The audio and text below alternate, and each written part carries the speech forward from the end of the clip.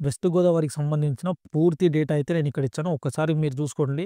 ఈ డేటా తర్వాత మీరు ఇంక ఏ వీడియో గూడా చూడాల్సిన అవసరం లేదు. ప్రతి డేటా ఇచ్చాను. మీరంత నమ్మకపోతే ఒకసారి వీడియో ఇట్లా ఓవరాల్‌గా స్కిప్ చేసుకుంటూ పోండి. ఎలాంటి డేటా ఇచ్చానో మీకు అర్థమైన తర్వాతనే వచ్చి మళ్ళీ స్టార్టింగ్ నుండి వీడియో చూడండి. ఇప్పుడైతే నేను స్టార్టింగ్ నుండి ఎండ్ దాకా మీకు ప్రతిదీ క్లియర్‌గా ఎక్స్‌ప్లెయిన్ చేస్తాను చూడండి. ఇక్కడ వచ్చేసి మొత్తం లాస్ట్ ఇయర్ 2018లో వచ్చేసి 532 పోస్టులున్నాయి. అంటే అప్పటితోటి పోల్చుకుంటే ఇప్పుడు డబుల్ పోస్టులున్నాయన్నమాట. ఇప్పుడు 1062 ఉన్నాయి. 1067 ఉన్నాయి. సో, మొత్తం దీనికొచ్చేసి ఎంతమంది క్యాండిడేట్స్ అప్లై చేశారంటే 25,750 మెంబర్స్ అప్లై చేశారు. సో, పర్ పోస్ట్‌కొచ్చేసి కాంపిటీషన్ 19 మెంబర్స్ ఉన్నారు. అంటే లాస్ట్ టైమ్ తోటి పోల్చుకుంటే దాదాపుగా ఎంతమంది? దాదాపుగా 500 పోస్టులు ఎక్కువున్నాయి. అండ్ కాంపిటీషన్ గూడా చాలా అంటే చాలా తక్కువున్నాయి. సో, మీరు నార్మలైజేషన్ తర్వాత అసలకి స్కోర్‌లు పెరిగినాయి. సో, కట్ ఆఫ్ ఎక్కువుంటుందని భయపడాల్సిన అవసరం లేదు. చాలామంది చాలా మంచి స్కోర్ చేశారు. మంచి స్కోర్ చేసిన తర్వాత గూడా వాళ్ళు రిజల్ట్ వచ్చేదాకా టెన్షన్ ఎందుకు టెన్షన్ పడాల్సింది? ఏదైతే నార్మలైజేషన్ తర్వాత అందరికి మార్కులు పెరిగినాయి. ఏదైతే తప్పుడు ప్రశ్నలకు ఏవైతే మార్కులున్నాయో అందరికి పెరిగినాయి. సో, ఒకరికి పెరిగి ఒకరికి పెరగకుండా ఉంటే బాధపడాలి. అందరికి పెరిగినప్పుడు అందరికి కామన్ అయిపోతది గదా! సో, కట్ ఆఫ్ పెరిగినా గూడా మీ మార్కులు గూడా పెరిగినాయి. సో, దాంతోటి అవసరం లేదు. ఇక్కడున్న మీరు మీ డిస్ట్రిక్ట్‌కి సంబంధించింది మాత్రమే ఇస్తున్నాం. మీ డిస్ట్రిక్ట్‌ది. సో, ఇక్కడ పోస్ట్‌కొచ్చేసి 19 మెంబర్స్ మాత్రమే ఉన్నాడు.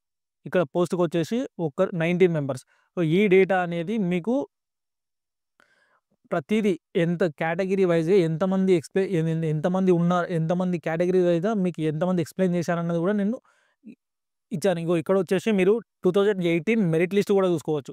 2018లో 87కి పైగా మార్కులు సాధించింది ఓన్లీ 4 మెంబర్స్. 85కి పైగా 12 మెంబర్స్.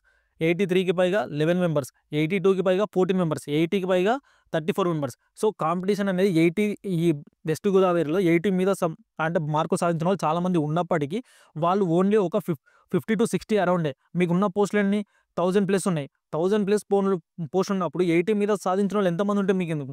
100 మంది ఉన్నారనుకున్నాం. 100 ఎందుకు? 150 మంది ఉన్నారనుకోండి తీసేయండి. మిగతా వాళ్ళందరూ చూడండి.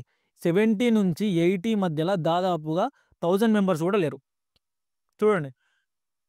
ఇప్పుడు ఏదైతే రీసెంట్‌గా మీకు మార్క్స్ పెరిగిన తర్వాత ఇప్పుడొచ్చిన మీకు ఫైనల్ స్కోర్ ప్రకారంగా ఎవరైతే మీకు చుట్టుపక్కల ఉన్న అభ్యర్థులు ఉన్నా గూడా ఇంతకంటే ఎక్కువ పెర్ఫార్మ్ చేసుండొచ్చు. అంతకంటే దీనికంటే ఎక్కువైతే పెర్ఫార్మ్ అయితే చేయకుండొచ్చు గదా!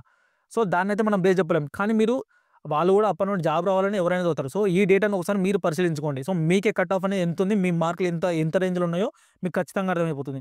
ఇక్కడ 68 మామూలుగా 70 వరకైతే 1000 మెంబర్స్ గూడా లేరు. అంటే 70-80 నేను ఫస్ట్ నుండి చెప్తున్నది అదే. కట్ ఆఫ్ అనేది 80 ప్లస్ ఉంటది ఖచ్చితంగా ఓపెన్ కేటగిరీలో. తర్వాత వచ్చేసి 70-80 మధ్యలో రిజర్వేషన్ కేటగిరీ వాళ్ళు, బీసీ కేటగిరీకి చెందిన వాళ్ళు, ఇక్కడొచ్చేసి బీసీ కేటగిరీకి చెందిన వాళ్ళు, అలాగే ఎస్సీ, ఎస్టీ ఎవరైతే ఉన్నారో వాళ్ళు గూడా ఖచ్చితంగా కట్ ఆఫ్ అనేది మామూలుగా అయితే బీసీ బీసీ ఉన్నవాళ్ళు ఒక 75 అటు ఇటు ఉన్నవాళ్ళు ఖచ్చితంగా జాబ్ వచ్చే అవకాశం ఉంది. ఎవరైతే ఎస్సీ, ఎస్టీ ఇంకా ఎవరైతే ఉన్నారో వాళ్ళు గూడా ఖచ్చితంగా 69, 68 అటు ఇటు ఉన్న ఖచ్చితంగా జాబ్ వస్తుంది. దాంతో పాటు మీకు ఇక్కడ వచ్చి కేటగిరీ వైస్‌గా ఎంతమంది అప్లై చేశారో గూడా ఇచ్చాను చూడండి. ఓసీ పరంగా, బీసీ ఏ పరంగా, బీసీ బి పరంగా, బీసీ సి పరంగా, బీసీ డి పరంగా మీరంత కావాల్సితే ఒకసారి వీడియోని స్టాప్ చేసేసి ఎంతమంది మీరు ఏ కేటగిరీకి చెందిన వాళ్ళు, మీ కేటగిరీకి ఎన్ని పోస్టులు ఉన్నాయో గూడా ఇచ్చాను. సో, మీ కేటగిరీకి ఎన్ని పోస్టులు ఉన్నాయో గూడా ఇచ్చాను. కరెక్ట్‌గా మీరు దీన్ని కరెక్ట్‌గా అనలైజ్ చేసుకోండి మీరే. ఇగో ఇక్కడొచ్చేసి తెలుగుకు 4, హిందీకి 5, ఇంగ్లీష్‌కి 1, physical science 0, biology 1, social studies 4, physical education 3, మొత్తం ఎస్‌జేటీ 14, టోటల్ వచ్చేసి ఇవి 32. ఇక్కడొచ్చేసి మొత్తం ఎస్ఏ తెలుగు వచ్చేసి 37. ఈ డేటా మొత్తం మీరే చదువుకోండి. నేను చదువుకుంటూ పోతే ఏమైతదంటే లెంత్ అయిపోతది. మీకు తెలియాల్సింది ఏంది అంటే ఇక్కడ తెలుగు గాని, ఏదైతే లాంగ్వేజెస్ ఉన్నాయో లాంగ్వేజెస్ అనేవి చాలా పోస్టులు తక్కువున్నాయి కాబట్టి ఖచ్చితంగా కాంపిటీషన్ అనేది హెవీగా ఉంటుంది. వాళ్ళకైతే 75 plus open category cut off. ఆ తర్వాత 72, 73, 74 ఈ ప్లేస్‌లో ఉన్న వాళ్ళకి ఖచ్చితంగా జాబ్ వచ్చే అవకాశం ఉంది. బీసీ రిజర్వేషన్ వాళ్ళకి, ఎవరైతే బీసీ రిజర్వేషన్ వాళ్ళు ఉన్నారో వాళ్ళకి, తర్వాత ఎస్సీ, ఎస్టీ వాళ్ళకి 68, 69, 65 ఆ కేటగిరీలో ఇప్పుడు ఏదైతే మీరు చూసిన డేటా ఎవరైతే ఆ కేటగిరీలో ప్రతి ఒక్క రిజర్వేషన్‌లో ఆ టాప్ పర్ఫార్మర్ స్కోర్ లేకపోతే ఆ ఒక్క కేటగిరీ యొక్క కట్ ఆఫ్ ఖచ్చితంగా తగ్గుతుంది. ఇది మాత్రం మీరు ఖచ్చితంగా గుర్తుపెట్టుకోండి. మీకు నార్మలైజేషన్ తర్వాత మార్క్స్ అవన్నీ సంబంధం లేదు. మీ కేటగిరీలో వేరే కేటగిరీ ఎవ్వరైనా వేరే రిజర్వేషన్ వాళ్ళు ఏదైనా ఉండని. కాకపోతే మీ రిజర్వేషన్‌కొచ్చేదానికి మీ దాంట్లో టాప్ స్కోరర్ లేకపోతే కట్ ఆఫ్ తగ్గుతుంది ఖచ్చితంగా. ఇప్పుడు మీరు దీని ప్రకారంగా మీకున్న పోస్టులు దాదాపు 1000+ ఉన్నాయి.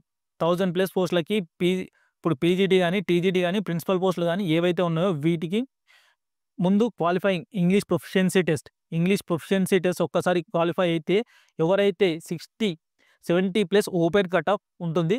తర్వాత 60+ ఎవరైతే సాధిస్తారో వాళ్ళ సారీ ఎవ సెబ్ సారీ 60+ 60 అనేది క్వాలిఫైయింగ్ మార్క్స్. 60 అది ఓసీ, బీసీ వాళ్ళకి. ఎస్సీ, ఎస్టీకి వచ్చేసి 50 మార్క్స్ అనమాట క్వాలిఫైయింగ్ మార్క్స్. ఎవరైతే ఇందులో ఓపెన్ కట్ ఆఫ్ వచ్చేసి 70+ ఉంటుంది. బీసీ కాంపిటీషన్ బీసీ కేటగిరీ ఎవరైతే ఉన్నారో ఖచ్చితంగా వచ్చేసి వీళ్ళకి వచ్చేసి 65 అటు ఇటు ఉన్నాక ఖచ్చితంగా జాబ్ అనేది వస్తుంది. బేస్డ్ ఆన్ డేటా చెప్తున్నా ఇది. తర్వాత ఎస్సీ, ఎస్టీ వాళ్ళకి 60-63 ఇలా ఉండి కొంచెం అటు ఇటు ఉంటే ఖచ్చితంగా జాబ్ వస్తుంది వీళ్ళకి. ఇది మాత్రం డేటా అని మీ ఇక్కడ ఏదైతే డేటా ఇచ్చానో నేను చెప్పేది నమ్మకపోయినా మీకు ప్రతి డేటా ఇచ్చానో మీరు దాన్ని అనలైజ్ చేసుకొని కూడా మీరు అంచనా వేసుకోవచ్చు. ఇక్కడికి వచ్చేసి చూడండి స్కూల్ అసిస్టెంట్లో మాత్రం ఖచ్చితంగా కొంచెం కాంపిటీషన్ అనేది హెవీగానే ఉంటుంది. ఎవరైతే లాంగ్వేజెస్ ఉన్నారో లాంగ్వేజెస్లో మీకు ఏదైతే లాంగ్వేజెస్ ఉన్నాయో ఆ లాంగ్వేజెస్లో ఖచ్చితంగా 75+ ఎవరైతే స్కోర్ చేశారో వాళ్ళకి జాబ్ వచ్చే అవకాశం అయితే ఉంది. 75+ ఎవరైతే స్కోర్ చేశారో వాళ్ళకి జాబ్ వచ్చే అవకాశం ఉంది. దీంతోపాటు మామూలుగా మీకు ఇప్పుడు మీకు తెలుగు చూపించాను. మీకు ఎన్ని పోస్టులు ఉన్నాయి? తెలుగు, హిందీ, ఇంగ్లీష్ పోస్టులు అనేవి చాలా తక్కువ ఉన్నాయి. సో కాంపిటీషన్ ఎక్కువగా ఉంటుంది. లాంగ్వేజ్లలోకి వచ్చేసరికి 75+ ఓపెన్ కట్ ఆఫ్ ఉంటుంది. బీసీ రిజర్వేషన్ వాళ్ళు అన్ని కేటగిరీల వాళ్ళకి వచ్చేసి 70 అటు ఇటు ఉంటే స్కోర్ చేస్తారు.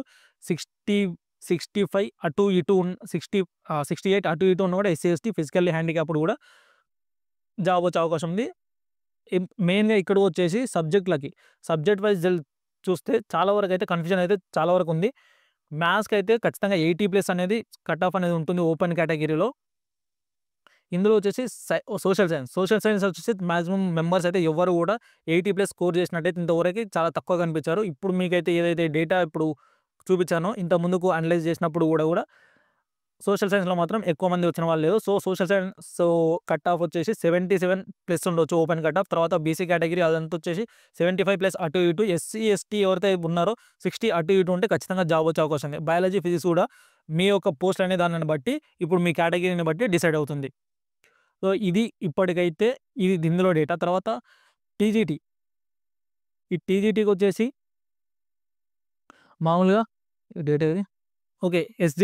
ఎస్జిటికి వచ్చేసి ఇక్కడ ఎస్జిటిలో మెయిన్గా ఏమవుతుందంటే టెట్ ప్లస్ డిఎస్సి. టెట్లో ఎవరైతే హై పర్ఫార్మెన్స్ కోర్సెస్ అనేది చాలామందికి వచ్చేసినాయి. దానివల్ల ఏంటంటే ఎస్జిటిలో ఖచ్చితంగా 75 ఎక్కడైతే 75+ ఖచ్చితంగా 75 నుంచి 90 మధ్యలో స్కోర్ అయితే మీరు ఖచ్చితంగా చూస్తారు. చాలా ఓపెన్ కేటగిరీ ఖచ్చితంగా 80+ ఉంటుంది. తర్వాత ఈడబ్ల్యూఎస్ వచ్చేసి ఎవరైతే కేటగిరీలో ఉన్నారో 78-79 స్కోర్ చేస్తే జాబ్ వచ్చే అవకాశం అయితే ఖచ్చితంగా ఉంది. బీసీబీ ఎవరైతే 70+ స్కోర్ చేస్తారో సేఫ్ జోన్లో ఉన్నట్టు. కాకపోతే 75 కొంచెం అటు ఇటు చేసి ఉంటారు కదా ఈ బీసీ కేటగిరీ వాళ్ళందరూ, వాళ్ళైతే ఖచ్చితంగా జాబ్ వచ్చే అవకాశం ఉంది. SC, ST based on me యొక్క రిజర్వేషన్లో టాప్ స్కోరర్ లేకపోతే 68 కొంచెం అటు ఇటు కూడా జాబ్ వచ్చే అవకాశం అయితే ఖచ్చితంగా ఉంది. సో ఇది ఓన్లీ మీ డిస్ట్రిక్ట్కి సంబంధించిన డేటా. ఇప్పుడు నేను ఏదైతే డేటా మీకు ఇచ్చానో మీరే ఒకసారి పర్ఫెక్ట్గా మీరు అనలైజ్ చేసుకోవచ్చు. ఎన్ని పోస్టులు ఉన్నాయి ఏంటి అనేది. ఇది చాలా హార్డ్ వర్క్ చేసేసి మీకు ఒక డేటా మొత్తం ఒక క్లియర్గా మీకు ఒక సింపుల్గా అర్థమయ్యేటట్టు ఎవరైనా నార్మల్ మనందరం చదువుకునే వాళ్ళమే కదా. ఈ డేటా చూస్తే సో పోయినసారికి ఎట్లుంది, ఈసారికి ఎట్లుంది, సో మీరు చాలా వీడియోలు చూసినప్పుడు ఎంతమంది యావరేజ్గా స్కోర్ చేశారు మీరు కాంపిటీషన్ అయిన దానికి, ఇవన్నీ అనలైజ్ చేసుకొని మీరే ఒక అంచనాకి రావచ్చు. ఓకే, నేను ఇంతవరకు చేసిన వీడియోలలో వెస్ట్ గోదావరికి అయితే పోస్టులు అయితే చాలా ఎక్కువగా ఉన్నాయి. కాంపిటీషన్ ఎక్కువగా ఉన్నప్పటికీ కొంతమంది మాత్రమే హై పర్ఫామ్ చేశారు. లో పర్ఫామ్ చేసిన వాళ్ళు అసలు భయపడాల్సిన అవసరం లేదు. వాళ్ళని వీళ్ళని చూపించి ఏమైనా సరే మీ కేటగిరీలో హై పర్ఫార్మెన్స్ స్కోర్ లేకపోతే మీ కేటగిరీలో కట్ ఆఫ్ తగ్గే అవకాశం, మీకు జాబ్ వచ్చే అవకాశం. ఇది కూడా మెయిన్గా దేని మీద డిపెండ్ అయి ఉంటుందంటే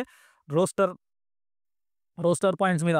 ఒకవేళ వేరే కేటగిరీ వారికి ఎంత స్కోర్ అయినా రాని దాంతో మీకు సంబంధం లేదు. ఎందుకంటే మీ కేటగిరీలో టాప్ స్కోరర్ తర్వాత మీ కట్ ఆఫ్ అనేది డిసైడ్ అయిపడుతుంది. సో ఎవరైతే వేరే కేటగిరీ వాళ్ళు ఎంత హై స్కోర్ చేసినా కూడా నెక్స్ట్ లిస్ట్లో రోస్టర్ పాయింట్ లిస్ట్లో మీ కేటగిరీ ఉన్నదనుకో, మీకు తక్కువ మార్కులు వచ్చినా మీకు జాబ్ వస్తుంది. సో దీన్ని బేస్ చేసుకొని ఉంటుంది. ఇవి మనం ఏదైతే ఇంతవరకు అంచనా వేసామో దీనికి అటు ఇటు ఉన్న ఈ స్కోర్కి కొంచెం అటు ఇటు ఉన్న వాళ్ళు ఎవరైతే స్కోర్ చేసారో వాళ్ళకి ఖచ్చితంగా జాబ్ వచ్చే అవకాశం ఉంది. సో ఎవరైతే వీడియోని ఇంతవరకు చూసారో ఖచ్చితంగా చాలా హార్డ్ వర్క్ చేసి ఈ వీడియోస్ అనేది చేస్తున్నాను.